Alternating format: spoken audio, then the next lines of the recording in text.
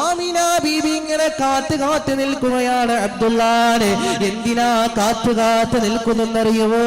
ഒരു സന്തോഷ വാർത്ത അറിയിക്കാൻ വേണ്ടിയിട്ടു, ഒരു സന്തോഷം പറയാൻ വേണ്ടിയിട്ടു ആമിന ബീബി കാത്തു നിൽക്കുകയോടു. അബ്ദുള്ള 2 മാസത്തേക്ക് ഷാമിലേക്ക് കച്ചവടത്തിലേക്ക് പോയ സമയമുണ്ടല്ലോ. ആ സമയത്ത്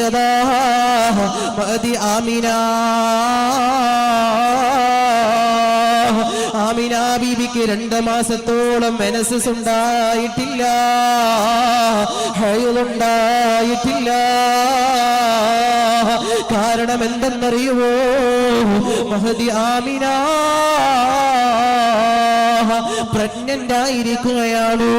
ആമിന ബീബി ഗർഭിണിയായിരിക്കുകയാണ്.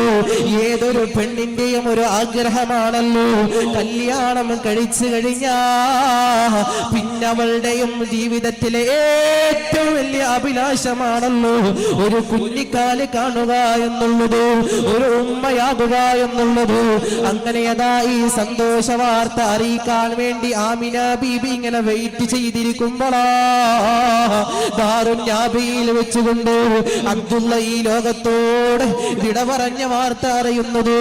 ആമിന ബീബി തന്റെ വയറ്റേക്ക് കൈ ഇങ്ങനെ വെച്ചുകൊണ്ട് ആമിന ബീബി അവിടെ നിന്ന് പറഞ്ഞു വെച്ച റബ്ബേ, ഇനി ആർക്ക് വേണ്ടിയാ ഈ കുട്ടിയെ ഞാൻ എന്റെ വയറ്റിൽ ചുമക്കുന്നത് എന്ന് ആമിന ബീബി ഇങ്ങനെ പറയവേ, ആ മോൻ ആരെന്നറിയുമോ? ഈ ലോകം തന്നെ സൃഷ്ടിച്ച് പരിപാലിക്കാൻ കാരണക്കാരനായ ലോകത്തിന്റെ നേതാവ് നബി മുഹമ്മദ് മുസ്തഫ.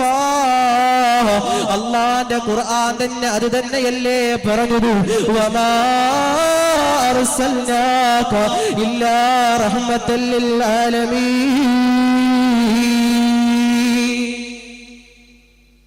ലോകത്തുള്ള എല്ലാവർക്കും അനുഗ്രഹനായിട്ടാണ് നബിയെ അങ്ങയെ നാം അയച്ചിരിക്കുന്നത് എന്ന് പരിശുദ്ധമായ ഖുർആൻ.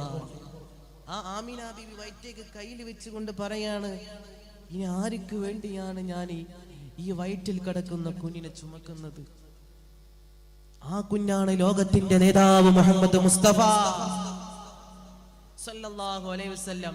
ആ നേതാവാണ് ലോകത്തിലെ ഏറ്റവും നല്ല പിതാവ് മുഹമ്മദ് റസൂലുള്ളാഹി സല്ലല്ലാഹു അലൈഹി വസല്ലം.